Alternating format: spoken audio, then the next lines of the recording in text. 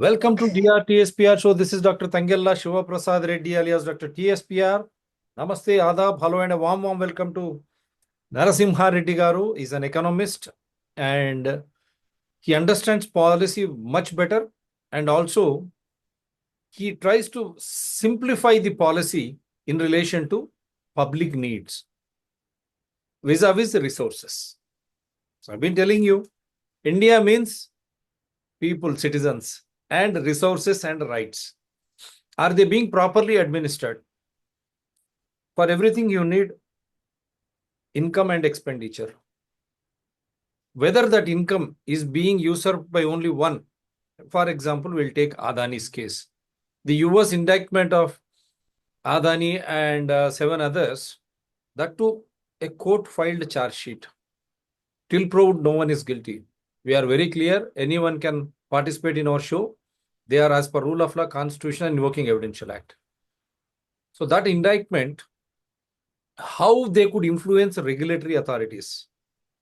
For instance, SEBI in India, and how they could influence even this local state government, stating that Adani green energy so and so projects, they have been grounded and they are going to do much finer, and in some years they are going to get huge profits vis-a-vis some Andhra Pradesh state government or some other government. They have shown an example to entice the US investors to invest in Adani, stating if you invest, already the projects are there grounded and they are only Adani green energy or whatever energy, and we have monopoly in this sector, and in 3 to 4 years time, now we are going to get these many profits. And here is how the MOU or understanding of the local state governments, or without the support of union government headed by Modi and Amit Shah, is it possible? No.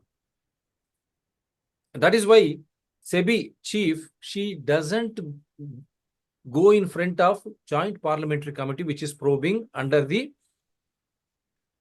aegis of Supreme Court of India. She is not participating. Earlier too, we have told you, after Hindenburg and all. Why she is not participating? Now here the latest US indictment. That means we have shown through Narasimha Reddy Garu how Adani makes 1 rupee, how it becomes 7 rupees, how 7 rupees will become 100 rupees.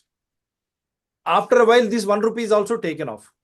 So that means the entire burden of Adani Industries is borne by innocent Indians and Indian financial institutions which belong to every citizen, unfortunately. That to what? To administer resources, whether it is energy, oil, port, or airports, making him to become neo-rich. What is this nonsense? Is this a democracy or autocracy? Or you are looting and making India also to become a capitalist country like America, where 1 or 2 will fund 49% to Democrats and 51% to Republicans. Ours is a mixed economy. Government, semi-government, public sector units, private, small and medium scale industries. Then now, of late, they have become corporates. After demonetization, they are trying to demolish government to all private sector, public sector units and all, to make only corporate like America. And you have seen COVID-19 time, for the sake of small grains also, they had to stand in front of malls administered by these corporates. Nonsense. We have Kirana stores everywhere. So they want to do away with this mixed economy, which is already, we say, down to earth, or it is not centrally controlled. It is been decentralized market. So that is the beauty of India. So I'll take forward from him, then I will try to show what is there in media also. Sir, please. Yeah, I think, thank you for inviting me to this show on the Adani Saga. What perhaps I try here is to place this story in a larger context of what perhaps is happening to most of the economists, of course, including India. I think we start with an idea that we are all capitalist economies now, right from the United States down to that of India. There is hardly when even China, Russia, they also increasingly tended to become, let's say, more of market-oriented, capital-dominated economies, although they have a strong state controlling those things. But when we talk in terms of capitalist system, normally they talk in terms of capitalist system is the one which works through that of market. And when you work through that of market, there would be competition between that of producers. And this competition makes the producers or suppliers of services to improve their competitiveness through that of increasing efficiency. That then when they compete to, let's say, become more efficient, the less efficient would be pushed out of the market and the more efficient would come. What does it mean for consumers when you talk of efficiency in capitalist system? They say that if the firms or producers or suppliers of energy or, let's say, services become more efficient, the cost would come down and therefore the prices would come down. They compete in the market on the basis of the prices. Whoever is likely to, let's say, provide services or goods at a lower cost or lower price, they produce at a lower cost because of efficiency, and therefore they supply things to people at lower prices. So it is supposed to be, capitalist system is supposed to be very efficient. But what happens historically, our experience is the capitalist system sometimes leads to that. I mean, that's not sometimes now, most often now. The producers gang up. And then, of course, they become oligopolies. That they're a group, one particular service or, let's say, commodity is produced by a group of people like cement companies. They come together and try to, let's say, control price. So therefore, there is hardly any competition. In some cases, it becomes, let's say, monopoly as well. In fact, if we refer to that cases like, for example, Adani, what we have been seeing is gradually most of the things that we call, for instance, ports, seaports, or let's say airports, you closely observe increasingly this particular conglomerate is trying to capture port after the port, airport after the airport. Therefore, now you control entire, let's say, services of ports or airports. Then you can dictate, let's say, the price, service charges paid, and therefore it would become, let's say, very difficult for anybody to expect fair kind of pricing. To check this kind of a tendency, most of the governments start, let's say, putting regulatory mechanisms. In fact, the state itself is a regulatory system in the interest of the consumer at large. So therefore, if you refer to that of, let's say, financial services, like investments in, let's say, different kind of, let's say, productions or companies, there is a regulatory mechanism, we call it, let's say, SEBI. In our case, let's say, when it comes to the question of Stock Exchange Corporation of India, or for that matter, even for electricity, we are talking in terms of presently power. Central Electricity Authority of India. It is supposed to control the kind of, let's say, production and then, let's say, the kind of distribution, because they have now unbundled. The production is one side and distribution another side. Therefore, the Central Electricity Authority is supposed to look after any misdeeds that are likely to occur in the process of producing and supplying services of energy to the people. So many a time what happens, the power of the corporations are so big, they try to, let's say, control the very regulatory mechanisms. For instance, this example now we are talking in terms of Adanis. There was a Hindenburg case and the Supreme Court appointed a committee to look into it. And then it also directed the SEBI to investigate into that of whatever complaints that Hindenburg said. But even to this day, the SEBI has not come out with that, let's say, report. What does it mean? The SEBI is captured, the regulatory mechanism is captured by a powerful conglomerate like Adani's. It's captured. I mean, there are several ways now you can remotely control through that of political forces. But you can make a chairperson of SEBI itself your own person. In this case, no, we do talk in terms of conflict of interest. Here is quite well known. The person who is chairing now, the SEBI, is supposed to be a person who has interests of investments in, let's say, the conglomerate Adani.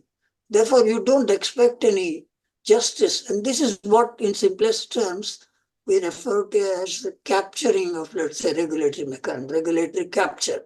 So therefore, we talk in terms of to reduce the impact of growing corporate monopolies or powerful oligopolies and to benefit the larger public through that of a fair deal to that of public. That's a fair prices, fair kind of, let's say, treatment.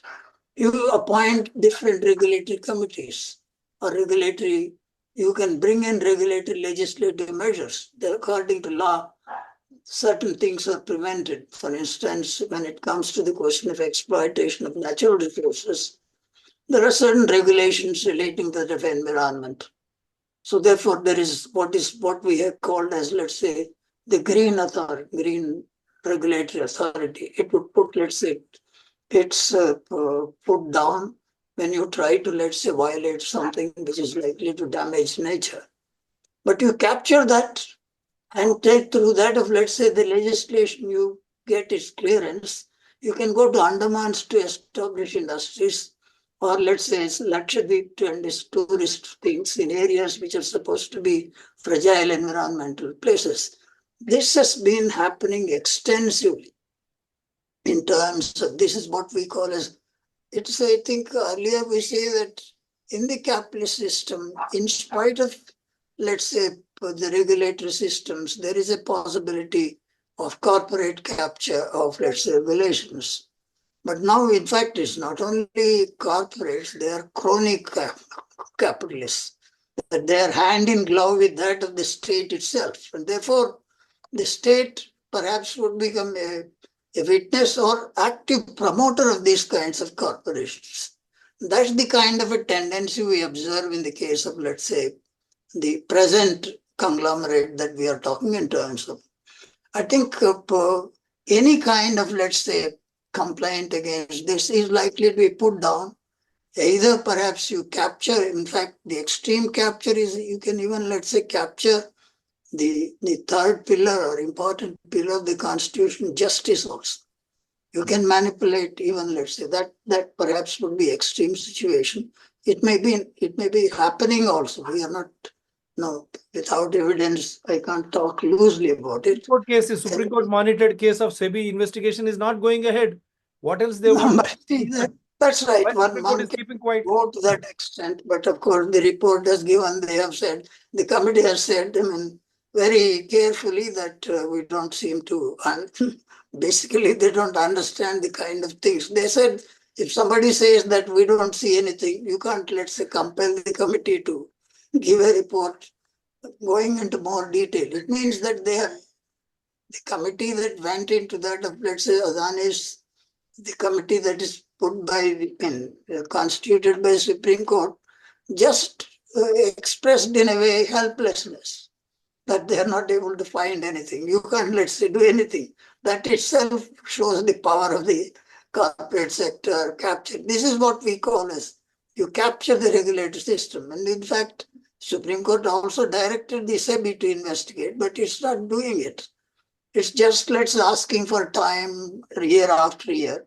But we know that investigation itself is likely to, which way it is likely to go now, because the chairperson itself seems to be hand in glove. That's what perhaps we refer to that of a powerful corporates capturing it. Therefore, if we look at, let's say, Adani's present case that is essentially come from the United States, there it's difficult. You can manipulate and then perhaps become powerful, capture, let's say, regulatory institutions here. but your strong arm to extend to that of United States to capture a regulatory system. That's the case now filed is by Department of Justice of the United States. Yeah. And of course, the Securities Exchange Commission of the United States. They are powerful institutions. And the law that perhaps is being cited here is the Foreign Corrupt Practices Act, which is supposed to be very severe, although interpretations, we may come to that later. So under these circumstances, only under these circumstances, we come to know that the present conglomerate is under trouble because its ability to capture regulatory system there is limited. And therefore, we hope something will happen. That's the parliament in India is asking from several years that there should be joint parliamentary committee to probe into this. But they've managed the entire parliament, which means the majority in the parliament are also controlled by, let's say, the corporate. Yeah. But you see, even now, even as we are talking here, they are debating, and of course, there is no way that they go any further when it comes to the question of, I don't know whether really there is going to be a giant parliamentary committee. That would be perhaps a big news, and that would be a big break. But I'm not very sure about it. Let me come back. What we do is let's tell the story of, let's say there are several related things. Now, the one thing that perhaps we have to say it, when you capture regulatory mechanisms, a regulatory mechanism which is intended to protect the public at large, protect the larger national or country's interests, are at stake. And therefore, if you look at this case, for instance, when you talk in terms of the case that we are talking in terms of the United States, we may also have to see as to how this whole affair of, let's say, what the United States calls this, the case is titled as the Corrupt Solar Project. That's the title of this project in this indictment filed by the filed in the so-called the court, New York East District Court, is titled that way, and it was filed, interestingly, it was filed on 24th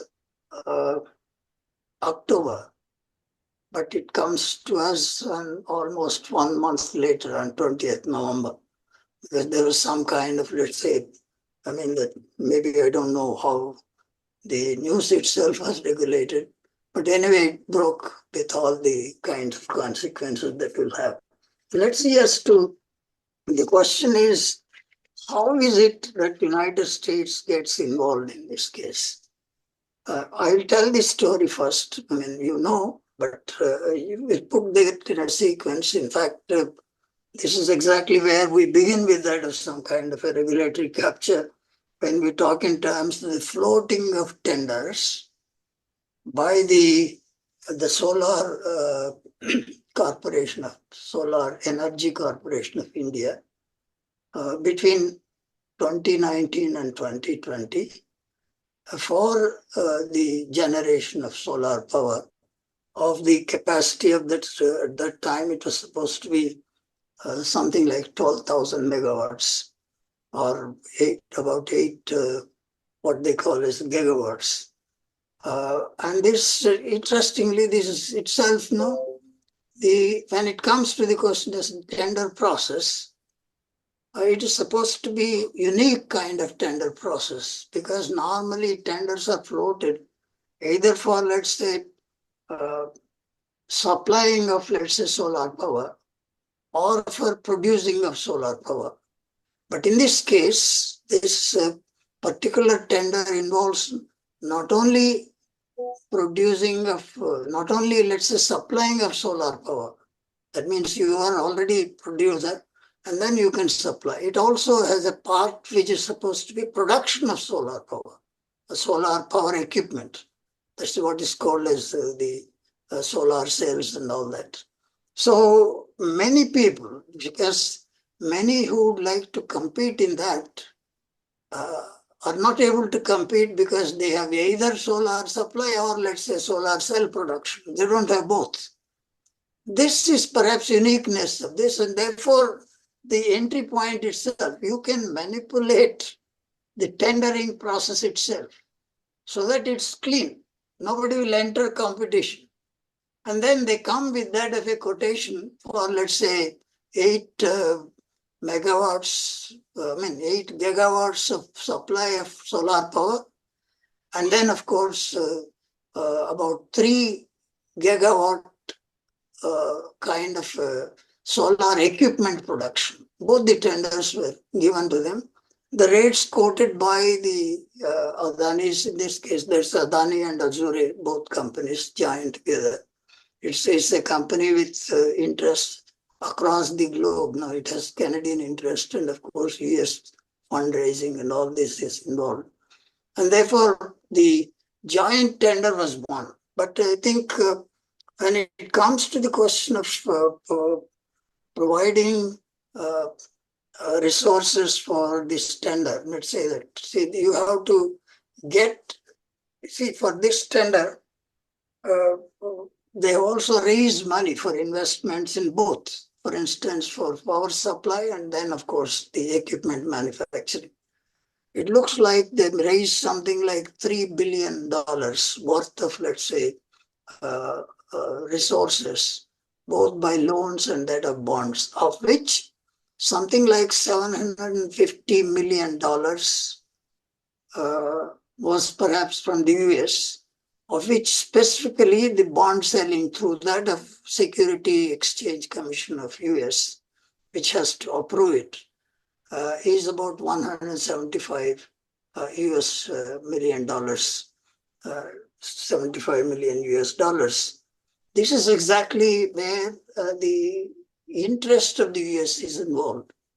When you try to raise money for a particular purpose, you have to give the statement that this particular tender has been, let's say, accepted and the process will go forward. The time given for this kind of provision of declaration is about 90 days after, let's say, you raise this loan through that of a bond sold in, let's say, United States. But what happened in this case was it took 18 months.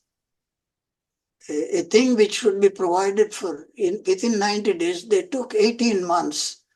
And the delay got the attention of the United States Security Authority. And therefore, the investigation started as to what made them to delay. This is how I think if they had, let's say, provided them immediately within 90 days, the kind of securities that they were asking or assurances, they have assured them that assurance is, let's say, something like the first is that there is no, you'll have a number of statements which is that there is no involvement of so-called Foreign Corrupt Practices Act and that there is no violation. This kind of list of things that you have done that and raised the money, but you have not provided proof that it is free from all that. And then in the meantime, we know that why it took 18 months, because you know that once the tender was won, the rate perhaps proposed in this tender by this Adani Green Corporation for supplying solar power was supposed to be 2.92 rupees per unit. That was supposed to be very high. And therefore, nobody was willing to, let's say, buy that. No state government was willing to buy that at that price. And therefore, the Adanis had to get into making people buy. So here, who are the people who buy this power? But whatever rate, it's the distribution companies. Most of the time, distribution companies are supposed to be a little bit autonomous, but they are still under, let's say, the control of the state governments. And therefore, this is exactly where Adani's got into that of influencing the state government. And keeping, let's say, this again, the power of the Adanis is to keep the Solar Energy Corporation of India to wait. Because Solar Energy Corporation said that we are not going to buy power unless, of course, the state distribution companies buy at that rate.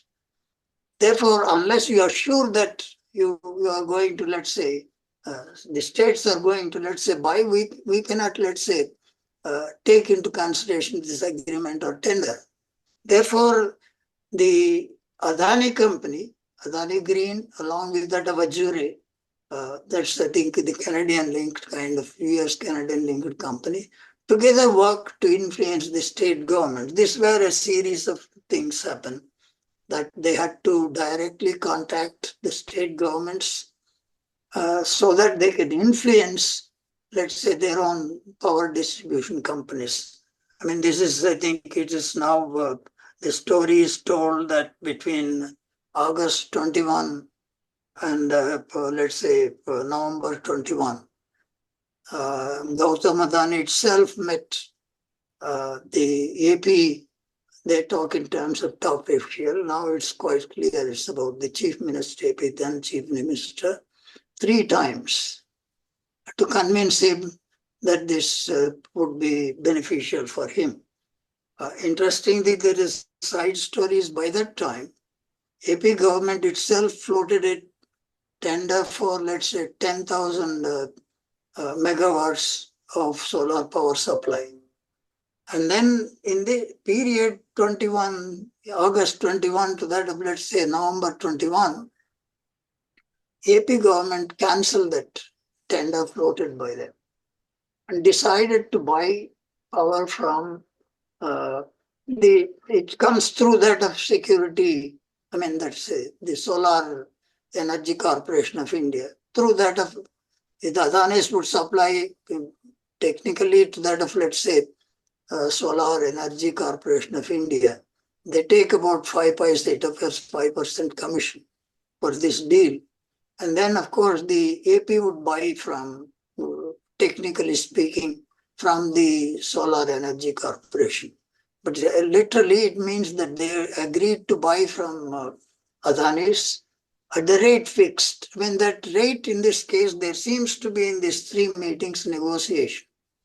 The rate quoted and approved by the Solar Energy Corporation of India was 2 rupees 92 paise per unit. But in the bargain, the rate was reduced from 2 rupees 92 paise to that of 2 rupees 46 paise. That perhaps the AP has negotiated because all other states, most of the states at that time, refused to buy because the rate was very high per unit at that time. They were also expecting that the solar power generation cost would come down, and therefore rates would come down steeply. There were promises at that time it would come down below 2 rupees. It's a reality now, it has come down also. So they have made this deal, and the deal is done through that of, let's say, some gratification. Let's say it is said. You have 10 minutes. Yeah, go ahead. The story is interesting. I will not interrupt you. No, I just finished this story. There are several stories, but we stopped. There's no we'll problem. do it we'll do these stories in a series. Now, common man is understanding. Yeah. Yeah, okay. This now, is, yes, I think, they have fixed the rate at 2 rupees 46 paise. Now the rate is below 2 rupees. Everyone should understand. Even this 2 rupees paise is high. Yeah, from there you go on. That's why many states did not buy. Yeah. Did not come forward to buy at 2 rupees 92 paise.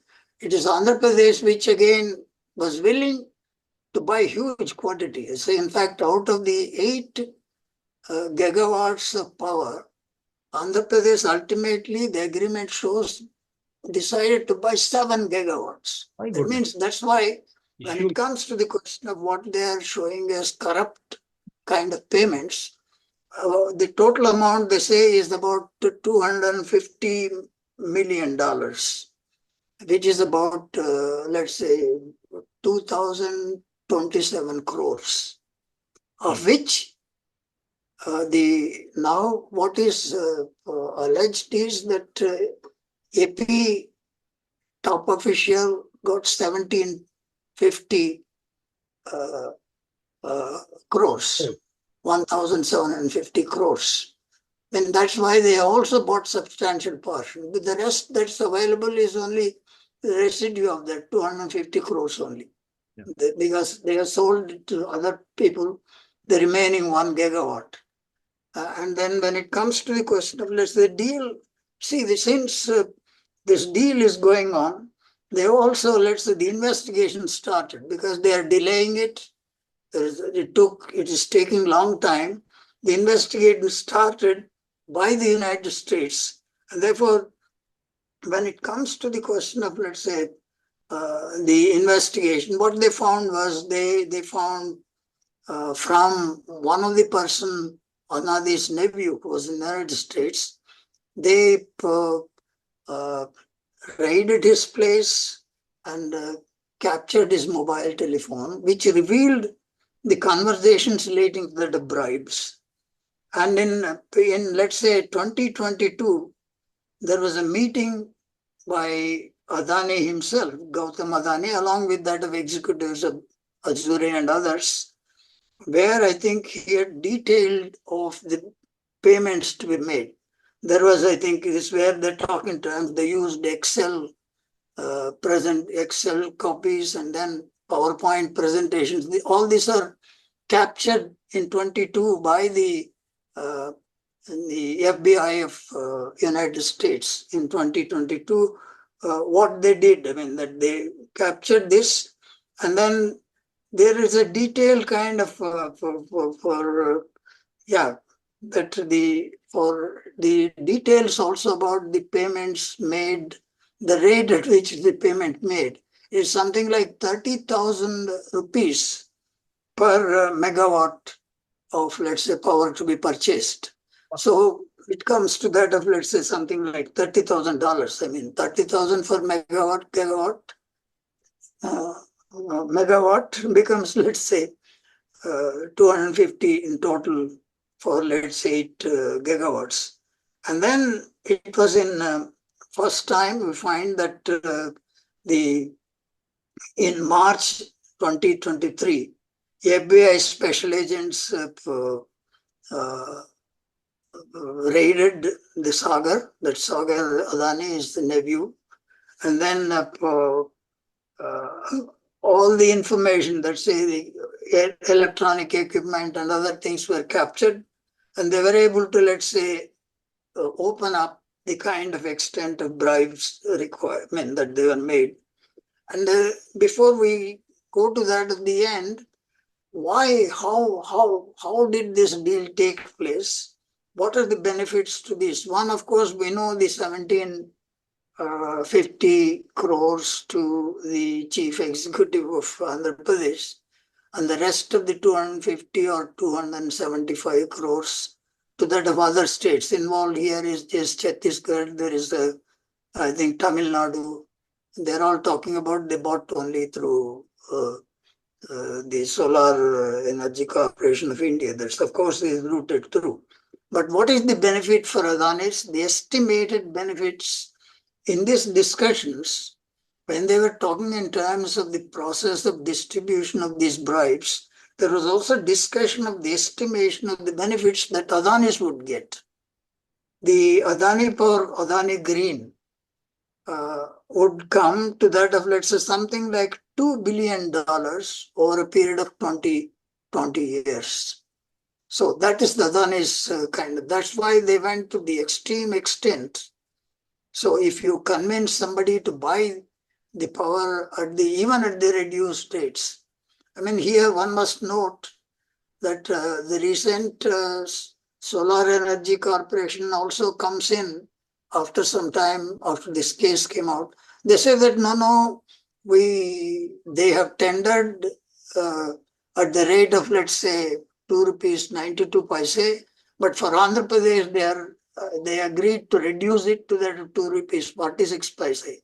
The Solar Energy Corporation of India says that's left to them. There is nothing unusual about it. They can reduce it even further also. But I think they're trying to justify the reduction. But when it comes to the question of the rate, what comes out, it doesn't come in this is where we talk in terms of public interest. In the case filed in the court in the United States, they go by, let's say, what is the wrongdoing. So therefore, there is a corrupt practice. It comes under what is called Foreign Corrupt Practices Act of the United States. There is a debate going on whether it applies to that of non-US citizens. But there is a legal opinion which also says that it is not necessarily non-UN citizens that it applies. It applies those who get into that of financial deals from the United States. And United States, let's say financial institutions like SEBI and other agencies, that will apply. That debate is going on. But turning to that of public now, what is happening is what it doesn't come in this 54-page indictment filed in New York court. They are concerned about the bribes and then what happened. But what happens to us, people who are buying, let's say, it is shown that although the rate was reduced from 2 rupees 46 paise, then after the contract, something more happened. What happened was they said that the power is likely to be, solar power is likely to be supplied from other states.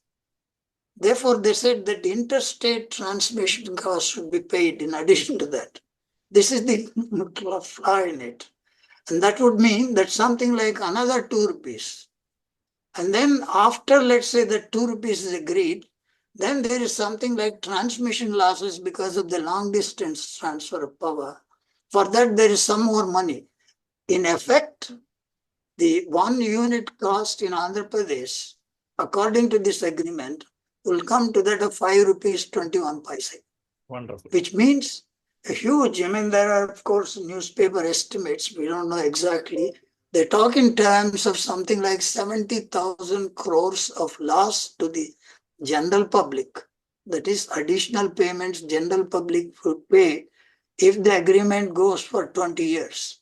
That is the burden placed on the people. This is where I think when it comes to the question of public interest, the entire thing is that you, let's say, capturing so-called regulation here. The state government is the regulator. You have, let's say, made them the ways of capturing the state government. And your power is, let's say, you can pay $250 million as bribe and then capture the state government and destroy, or let's say, put the state, people of the state into disadvantage. This is where we talk in terms of the power of the so-called capturing of, let's say, regulatory system. This is consistent. I mean, in fact, we can go back what Adanis have been doing over a long period. They're always approaching their investments to their power. And in fact, we talked about it. The story can go back to 2010, where the same thing. See that you immediately find that, let's say, Kenyan Prime Minister abolishing 2 things. Very interesting is